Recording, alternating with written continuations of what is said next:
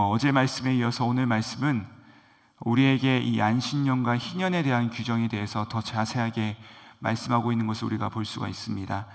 안식년은 매 7년마다 땅의 안식을 위하여서 농사를 짓지 말 것을 대해서 하나님께서 말씀하셨고, 그 7년이 7번 반복되어서 이 77에 49, 그리고 1년을 더해서 50년째 되는 해가 되면은 그 해는 희년, 그 주빌리라고 해서 우리가 알고 있는 그 희년으로서 모든 땅의 주인은 원래 주인대로 돌려줄 것이고, 또 모든 노예들은 다 해방시켜라 라고 하신 하나님의 그 말씀인 것이죠. 자, 근데 왜 하나님께서 이 안식년과 희년 제도를 이스라엘 백성들에게 말씀하셨을까요? 그냥 그대로 농사 짓고 그냥 그 모든 소유권을 그대로 인정을 해주면 좋을 터인데 왜 하나님께서는 이 모든 것을 되돌리는 그 작업을 하셨을까요? 그것은 우리 모두는 다 나 중심적인 삶을 살기를 원하기 때문인 것이죠. 우리는 그 속성을 벗어나지를 못하는 것입니다.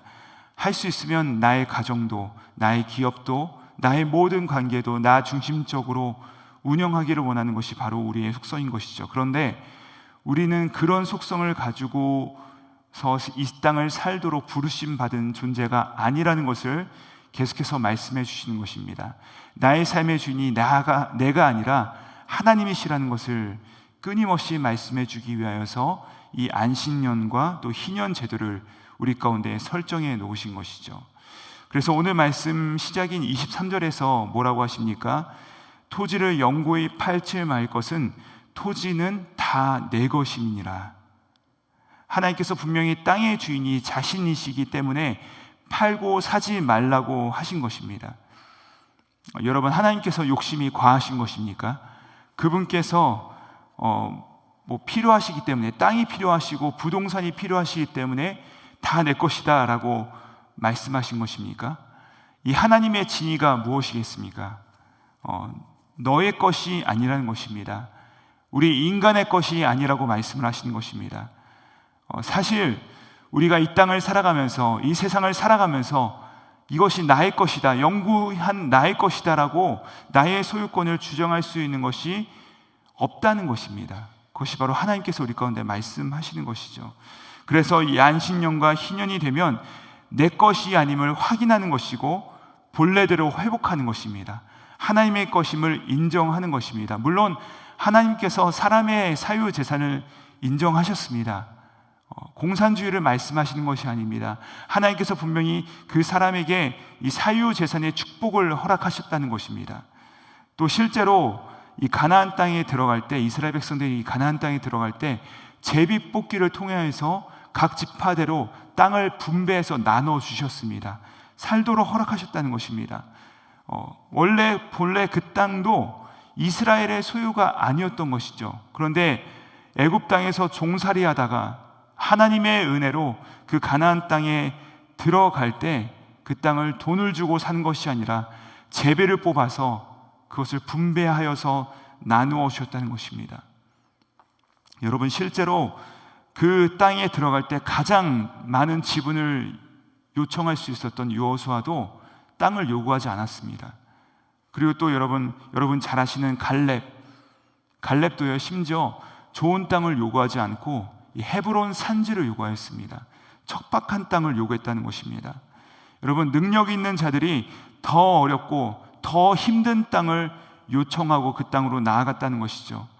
그런데 시간이 지나면서 이런 정신들이 점점 희박해지고 우리 안에 있는 이 다오하는, 우리 안에 있는 욕심에 대한 마음이 점점 커지고 인간의 죄성 가운데 자신의 것을 늘려가는 세대 속에서 이제는 그 50년 만에 되돌리는 작업이 바로 이 희년 제도였다는 것입니다. 이런 바탕 가운데서 하나님께서 하시는 말씀이 무엇인가요? 오늘 말씀에 토지 무르기라는 것입니다. 토지 무르기. 그것이 바로 24절부터 나오는데요, 우리 함께 24절의 말씀 같이 한번 읽어보도록 하시겠습니다. 시작. 너희 기업의 온 땅에서 그 토지 무르기를 허락할지니. 이 토지를 무른다는 뜻이 무슨 말이냐면, 이 매일 성경 여백에 보시면요 잘 설명되어 있습니다. 히브리 말로는 이 가알이란 가알에서 유래되었다고 하는데, 이것이 무슨 말이냐면 구원되었다 혹은 구속하다라는 뜻을 가지고 있습니다. 즉 어려움을 당한 자들을 위하여서 구원받을 길, 이 구제받을 길을 열어준 것이죠. 여러분, 이스라엘 백성에게 있어서 아까 말씀드린 것처럼 땅의 소유권은 없지만 이 땅을 사용할 수 있는 그 권리를 주신 것입니다. 그래서 그들이 이 땅을 사용할 수 있는 권리를 판 것이죠. 어려움을 당해서 이들이 그 땅의 권리에 대해서 판 것입니다. 그러면 사실 잠깐은 괜찮을지 몰라도 땅이 없기 때문에, 농사를 지을 수 없기 때문에 당장 그 앞으로 살아갈 길이 더욱더 막막해지고 어려워지는 것이죠. 자, 그럴 경우 땅을 돌려받을 수 있는 방법이 세 가지를 하나님께서 말씀하시는데, 첫 번째는 바로 이 고엘 제도인 것입니다. 기업 물을 자를 통하여서 그 땅을 돌려받는 것이죠. 우리가 잘 아시듯이 룻기에 나오는 보아스가 바로 그 역할을 감당하는 것입니다. 친족이 땅을 잃으면 가까운 친족이 그 땅을 다시 사서 돌려주는 것입니다. 능력 있는 자가 약자를 위하여서 착취하는 것이 아니라 되갚아주는 제도에 대해서 하나님께서 말씀하신 것이죠. 그리고 두 번째 방법이 무엇이냐면, 그 땅을 잃은 사람이 열심히 일을 해서 그 땅을 다시 돌려받는 것입니다. 그 주인에게 돈을 돌려주고 자신의 땅을 다시 한번 받는 것이죠. 이것이 바로 두 번째 방법이고, 세 번째 방법이 무엇이냐? 기업 물을 자도 없고 또 그 땅을 열심히 일을 해서 돌려받을 방법이 없다 하면 희년을 기다리는 것입니다. 50년을 기다려서 50년째 되는 날은 희년이 선포되어서 그 잃은 땅을 되찾을 수 있도록 하나님께서 이렇게 은혜를 베풀어 주신 것이죠. 자, 하나님께서 이렇게 놀라운 긍휼의 제도를 허락하신 것입니다. 근데 여러분, 실제로 안타깝게도 이런 구제 방식들, 희년, 이것이 선포되고 모든 땅이 다 원래 주인에게 돌아갔을까요? 안타깝게도 희년이 제대로 지켜졌다라는 기록이 발견되지가 않습니다. 하나님께서 명령하셨지만 땅과 그 소유에 대한 집착, 욕심으로 인하여서 말씀이 실제적으로 지켜지지가 않은 것입니다. 여러분, 그러니까 예수님께서 오신 것이죠. 왜 오셨습니까? 다 물어주려고 오신 것입니다. 다 갚아주려고 오신 것입니다. 우리 인간의 욕망으로는 도저히 해결할 수 없을 만큼 그 문제가 꼬이고 점점점 어려워졌을 때 그분이 친히 고엘, 기업 물을 자로, 영어로 리디머로 그분께서 직접 오셔서 전부를 다 내놓으시고 우리를 자유케 하신 것이죠.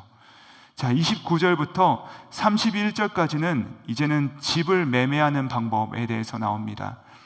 성 안에 있는 집과 성 밖에 있는 집에 대해서 그것을 회복하는 방식이 다른 것인데요. 우리로 치면 이 뉴욕시티 안에 있는 집과 이 뉴욕시티 밖에 있는 그 토지들의 매매 방식에 대해서 하나님께서 다루고 계십니다. 먼저 성 안에 있는 그 집에 대해서는요, 이것을 팔고 나서 1년 안에 그 돈을 갚아야 그것을 회복할 수 있었습니다. 그렇지 않으면 이것은 영구히 그것을 산 사람의 집이 되는 것이죠. 그러나 그 성 밖에 있는 토지들과 집에 대해서는 동일한 원칙을 적용하셨습니다. 그렇게 하나님께서 이 성 안에 있는 집과 성 밖에 있는 집에 대해서 그 질서를 지키기 위해서, 유지하기 위해서 그런 법들을 말씀하셨고요.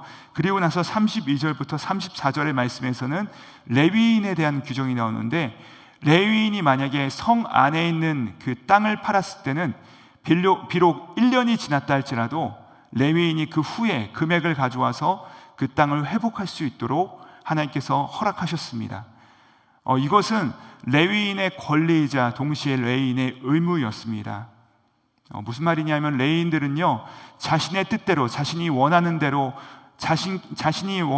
이동하면서 살도록 하신 것이 아니라 하나님께서 원래대로 두신 곳에 그들이 정착하여 그곳에서 예배와 제사의 의무를 행할 수 있도록 해야 되는 자들이었기 때문에 자신의 뜻대로 그곳을 벗어날 수 없었던 것이죠. 그래서 하나님께서는 성에 안정적으로 거주할 수 있도록 이런 제도들을 허락하신 것입니다. 자, 그리고 마지막으로 35절부터 38절까지의 말씀해 보시면은 형제가 가난하게 될 경우 어떻게 도와야 될 것인지에 대해서 규례를 말씀하시는데, 만약에 우리의 이웃이 가난하게 된 자가 있으면 어떻게 하라고 하십니까? 본인이 책임을 지고 혹은 데리고 있는 그런 나그네와 동거인들처럼 생활할 수 있도록 섬겨주어라 라고 말씀하고 있는 것입니다. 나그네와 이 동거인들에 대하여 그들처럼 관대하게 대해 주어라 라고 하십니다. 왜 그렇게 하십니까? 왜 그렇게 하나님께서 명령을 하고 계십니까?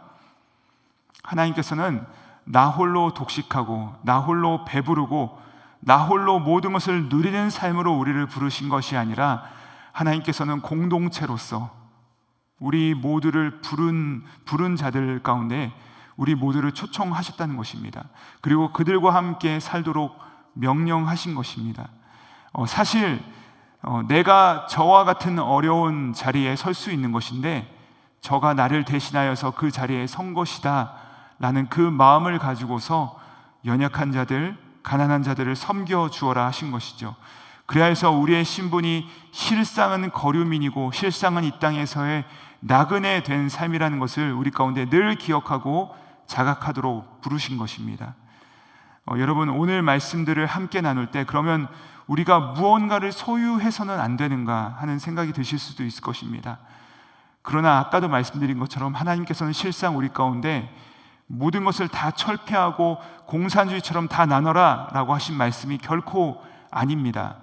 하나님께서는 분명히 우리의 능력과 상황이 다 다르다 보니까 재물의 많고 적음에 대해서 차이가 발생할 수 있음에 대해서 분명히 우리 가운데 말씀하십니다. 그래서 공간복음에 나오듯이 5달란트 받은 자와 2달란트 받은 자와 1달란트 받은 사람이 있다는 것입니다.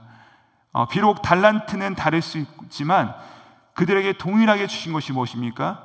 균등한 기회를 허락하셨다는 것입니다. 균등한 시간을 허락하셨다는 것입니다. 그래서 너희가 받은 것을 가지고서 활용하라 말씀하셨고, 그것들을 활용하지 못했을 때 1달란트 땅 받은 자가 그것을 땅에 묻었을 때 뭐라고 하십니까? 악하고 게으른 종이라고 분명히 말씀을 하십니다. 그리고 그것을 빼앗길 것이다 라고 말씀하십니다. 이처럼 영적인 질서에서는요, 빈익빈 부익부를 허용하시죠. 그러나 물질적인 부분에 있어서는 다시 이 희년 제도를 통하여서 우리 가운데 동일한 기회를 허락하시는 하나님의 긍휼의 마음을 우리가 읽을 수 있다는 것입니다. 여러분, 50년 동안에는, 그 기회 동안에는 우리가 힘을 다하여서 일을 하고 우리가 무한정 부동산을 늘려갈 수 있다는 것입니다. 하지만 그 희년의 뿔나팔 소리가 우리 가운데 들려올 때는 게임 끝이라는 것입니다. 모든 것이 다시 회복된다는 것입니다. 이제 그만이라고 말씀을 하시는 것입니다. 우리의 욕심 가운데 브레이크를 거시는 것입니다. 다시 돌이키라 라고 말씀을 하시는 것입니다. 여러분, 우리의 인생이 있어서도 우리가 이 모든 것들을 우리가 영원히 움켜쥐며 살 수 있을 것처럼 우리가 아둥바둥하면서 살지만, 사실은 우리가 그렇게 부르심 받은 것이 아니라는 것을 우리 가운데 말씀하시는 것이죠. 언젠가도 우리 가운데 이 나팔이 불려질 것이라는 것입니다. 이 나팔이 불려질 때 우리가 이 땅 가운데서 나의 원함과 나의 방식대로 살아가던 그 삶을 다 멈추고 하나님께서 그 모든 것들을 원래대로 회복하실 것이다 라고 우리 가운데 말씀하시는 것이죠. 그러므로 우리 각자가 이 세상의 논리와 방식에 따라서 냉정하게 give and take의 방식, 너가 주어야지 내가 준다라고 하는 이 방식들을 철저하게 고수하는 것이 우리의 삶이 아니라, 하나님께서는 나와 우리 공동체를 그분과 함께 동거하는, 그분과 함께 동행하는 나그네와 동거인으로서 우리를 부르셨음을 인정하고, 우리 가운데 약하고 도움이 필요한 자들에게 내가 혹시 저보다 조금이라도 더 가진 것이 있다면 이제는 나누고 베풀 수 있는 give and take가 아니라 give and give의 삶을 살라고 우리 가운데 말씀하시는 것이죠. 여러분, 어떻게 그런 삶이 가능할 수 있겠습니까? 왜냐하면 우리가 주님으로부터 take and take의 삶을 부여받았기 때문에 그렇습니다. 그분께서 우리 가운데 모든 것을 주셨기 때문에 가능하다라고 말씀하시는 것입니다. 예수님께서 기업 물을 자로 우리를 속량하셨기 때문에 우리 또한 구원받은 자로서 이제는 우리도 구원이 필요한 자들에게 기업 물을 자로서 책임을 다하며 살겠다, 이 삶을 우리 가운데 요청하신 것입니다.